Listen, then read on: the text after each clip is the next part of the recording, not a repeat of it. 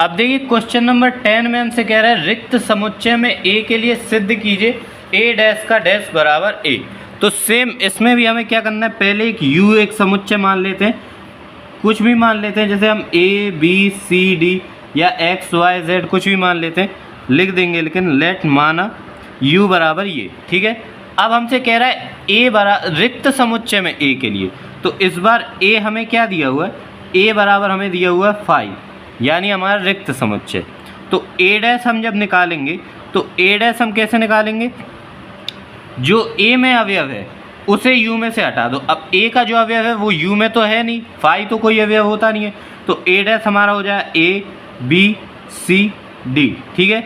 अब हमें ए डैश का डैश निकालना है, तो ए डैश का डैश कैसे निकलेगा, जो ये ए डैश के अवयव हैं इनको यू में से हटा दो। ए बी सी डी को यू में से हटा दिया, क्या बचा, कोई अवयव नहीं बचा, समुच्चय रिक्त हो गया। रिक्त का मतलब 5।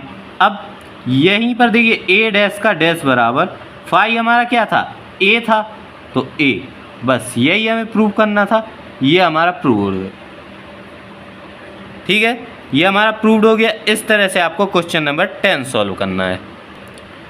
अगला देखिए क्वेश्चन नंबर 11, बहुत ध्यान से देखिए, कह रहा है प्राकृत संख्याओं के समुच्चय को सार्वत्रिक समुच्चय मानते हुए निम्न समुच्चयों के पूरक लिखिए। देखिए बहुत सिंपल है, हमें u बराबर दिया हुआ है प्राकृत संख्याओं का समुच्चय। प्राकृत संख्या क्या होती हैं, 1 2 3 4 5 6 7 8 9, और अब हम इसको आगे लिख दें क्योंकि इनकी संख्याएं तो अनंत तक जाएंगी, ठीक है।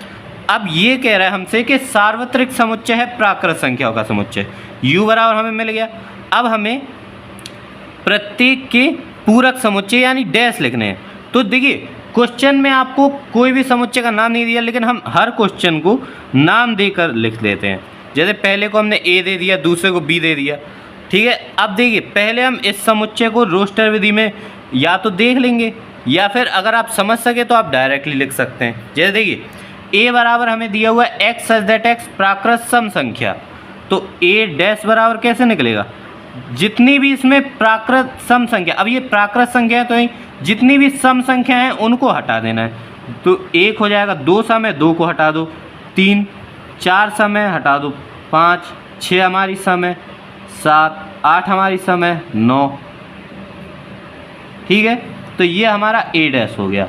पूरक हमें ज्ञात करना था, डैश लिखकर आपको इस तरह से, पहले में हमसे कह रहा है एक्स सच दैट एक्स प्राकृत सम संख्या है, तो यू में से प्राकृत सम संख्याओं को हटाकर बाकी जितने अवयव बचे उन्हें लिख देना, ये आपका ए डैश हो गया। अगले में हमसे कह रहा है बी बराबर एक्स सच दैट एक्स संख्या 3 का एक धन गुणज है। तो देखिए ये संख्या माइनस में तो चल नहीं रही है, प्लस में चल रही है, इन्हीं में से 3 का जो गुणज हो उसे हटा देना है। तो बी डैश बराबर जितने भी 3 के गुणज हो उन्हें हटा देना, तो 1 2 3 हटा दो, 4 5 6 हटा दो, 7 8 9 हटा दो। अब आगे इस तरह से लिख दो, ठीक है, ये आपका आंसर हो जाएगा। अगला देखिए हमसे कह रहा है c बराबर एक्स सच दैट एक्स एक अभाज्य संख्या, तो c डैश बराबर u में से जितनी अभाज्य संख्या है उन्हें हटा दो। तो 1 2 और 3 हमारी अभाज्य होती हैं 4, 5 हमारी अभाज्य होती है 6, 7 हमारी अभाज्य होती है 8, और बस 9 क्योंकि हमारी अभाज्य संख्या होती है। और अब ये आगे बढ़ते चले जाएंगे तो डॉट डॉट लगा दिया। अगले में कह रहा है d बराबर एक्स सच दैट एक्स एक पूर्ण वर्ग संख्या।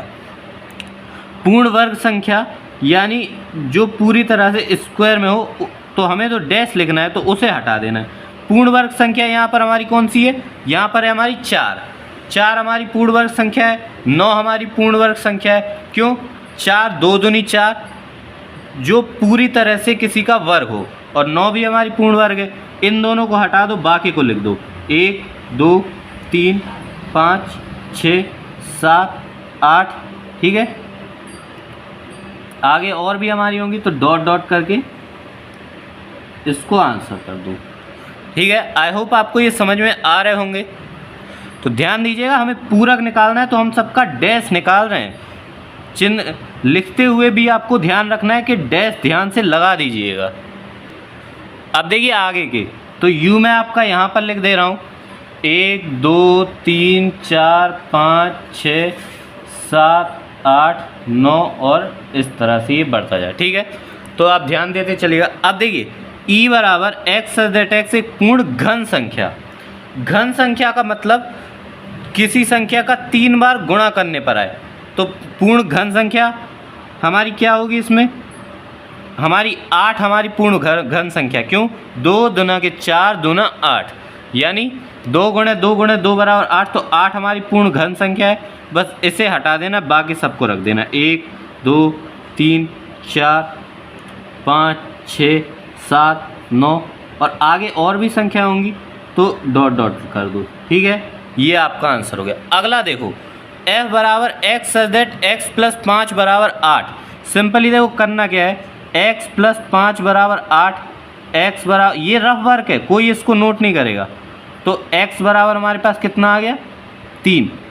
ये हमारा रफ वर्क था, ये मैंने आपको केवल समझाने के लिए किया। x बराबर कितना आ गया? 3।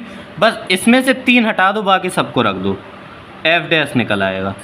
1 2 4 5 6 7 8 और ये बढ़ती जाएंगी। ठीक है, सेम अगले में देखिए, g डैश में x such that 2x plus 5 बराबर 9, तो 2x प्लस 5 बराबर 9, तो 2x बराबर 4, यानी x बराबर कितना हो जाएगा? 2। ठीक है, तो यहाँ पर मतलब हमें 2 को हटा देना है, बाकी सबको रख देना है। ये भी आपका रफ वर्क था। तो 1 3 4 5 6 7 8 9 और आगे बढ़ती जाएंगी। ठीक है, ये कोई नोट नहीं करेगा, ये आपका रफ वर्क है, पहले ही मैंने आपको बता दिया।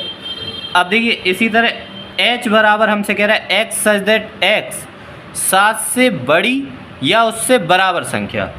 तो देखिए 7 से बड़ी या उससे बराबर संख्याओं को हटा देना है, यानी कि 1 से लेकर 6 तक की संख्या लिख देनी है। 1 2 3 4 5 6, बस ये आपका आंसर हो जाएगा। अगले में हमसे कह रहा है i बराबर x सच दैट x 3 और 5 से विभाजित होने वाली एक संख्या। तो ऐसी संख्या हटा देनी है जो 3 से या 5 से विभाज्य हो, बाकी को लिख दीजिए। 1 2 3 हटा दो, 4 5 हटा दो, 6 7 8 9, अब 10 हटा दो और आगे तो ऐसी कई संख्या होंगी, तो डॉट डॉट करके आंसर कर देना है। ठीक है, लास्ट देखिए j बराबर कह रहा है x सच दैट x एक नेचुरल नंबर यानी प्राकृत संख्या है और 2x plus 1 greater than equal 10। तो देखिए 2x plus 1 greater than equal 10, तो 2x ग्रेटर देन 10, ये वहाँ जाएगा माइनस का हो जाएगा, तो 2x ग्रेटर देन 10 में से 1 चला जाएगा 9, तो x ग्रेटर देन 4.5। तो देखिए x का मान 4.5 से बड़ा है, यानी x का मान हमारा 5 से आगे की संख्या में लिख देनी है। ठीक है, तो ये आ जाए 5 6 7 8 9 और इस तरह से। ठीक है, इस तरह से आपका क्वेश्चन नंबर 11 आपको सॉल्व करना है। अगला देखिए क्वेश्चन नंबर 12, आज का लास्ट क्वेश्चन कह रहा है a dash intersection b dash तथा a इंटरसेक्शन b के होल डैश को वेन आरेख द्वारा प्रदर्शित कीजिए। तो देखिए हमने ये दो आरेख वेन आरेख बना दिए। वेन आरेख कैसे बनाया जाता है, कैसे इसको छायांकित करना है, ये मैं आपको पहले ही बता चुका हूँ। चलिए एक और सवाल में दिया हुआ है तो हम देख लेते हैं। हमसे कह रहा है a dash intersection b dash को छायांकित करना है। ठीक है, तो a dash intersection b dash बराबर a dash intersection b dash बराबर a यूनियन b का होल डैश होता है। ठीक है, तो a यूनियन b को अगर हमें छायांकित करना होगा तो हम पूरे a और b को यानी दोनों वृत्तों को पूरा छायांकित करते। अब डैश को छायांकित करना है, मतलब दोनों वृत्तों को छोड़कर बाहर का जो स्क्वायर है यानी u है, इसको पूरी तरह छायांकित कर देना है। तो हमारा छायांकित भाग कुछ इस तरह से आएगा, आप देख लीजिए। मतलब केवल वृत्तों को छायांकित नहीं करना है, बाहर जितना स्क्वायर भाग हमें दिया हुआ है उसे हमें छायांकित करना है, क्योंकि यहाँ पर डैश दे रखा है। ठीक है, अब अगला हमसे कह रहा है a इंटरसेक्शन b का होल डैश। तो ए इंटरसेक्शन बी हमारा कौन सा भाग होता है? ये भाग जो ए और बी का कॉमन भाग होता है ये होता है हमारा ए इंटरसेक्शन बी। बस इसको छोड़कर बाकी पूरे को छायांकित करना। तो केवल इतने भाग को छोड़ दीजिए। तो पहले तो हम इन वृत्तों को छायांकित कर देंगे।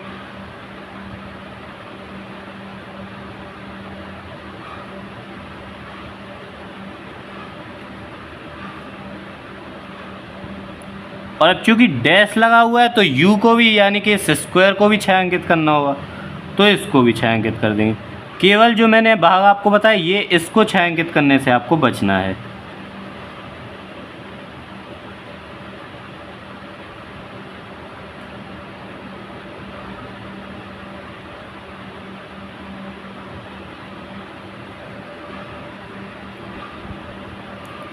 ठीक है, तो इस तरह से आपको क्वेश्चन नंबर 12 में करना था।